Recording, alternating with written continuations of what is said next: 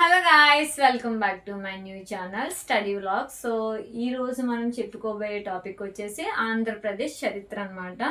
So మేము daily కంటిన్యూస్గా videos అయితే అప్లోడ్ చేస్తాము. మీకు వీడియో కనుక యూస్ఫుల్ అయితే లైక్ చేసి సబ్స్క్రైబ్ చేయండి. Let's start the lesson.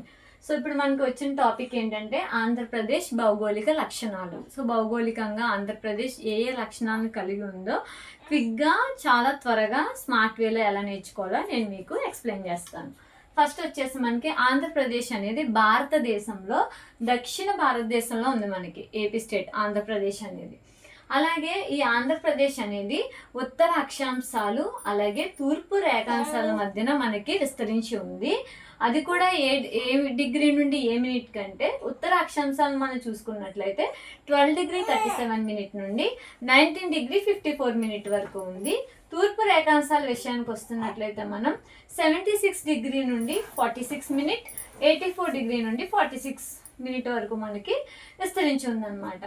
అలాగే ఏపీ సరిహద్దులుగా మనం సరిహద్దులు అంటే మనకి ఏ విధంగా మనం డివైడ్ చేసుకున్నాము అంటే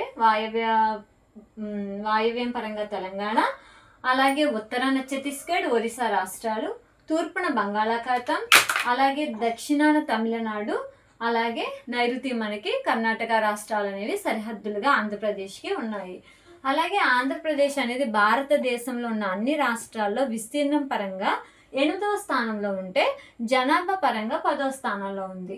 ఇంకా అలాగే ప్రముఖమైన నదులు మనకు వచ్చేసి గోదావరి, కృష్ణ, తుంగభద్ర, అలాగే పెన్న. ఈ 4 నదులు కూడా చాలా చాలా చాలా ముఖ్యమైనవి ఫ్రెండ్స్.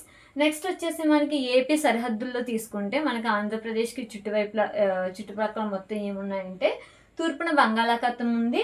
ఇంకా అన్ని వైపులా కూడా గుట్టలు, కొండలు, పీఠభూములు అనేవి ఉన్నాయి. మనకి తమిళనాడులో ఒక పీఠభూమి, తెలంగాణలో పీఠభూములు ఉన్నాయి కదండి. వాటిని మనం ఉదాహరణలుగా చెప్పొచ్చు.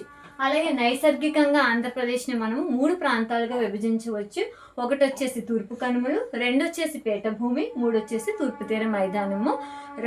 టుమారో నేను ఈ తూర్పు కనుమలు, పీఠభూమి, తూర్పు తీర మైదానం గురించి డీటెయిల్గా ఎక్స్ప్లెయిన్ చేస్తాను.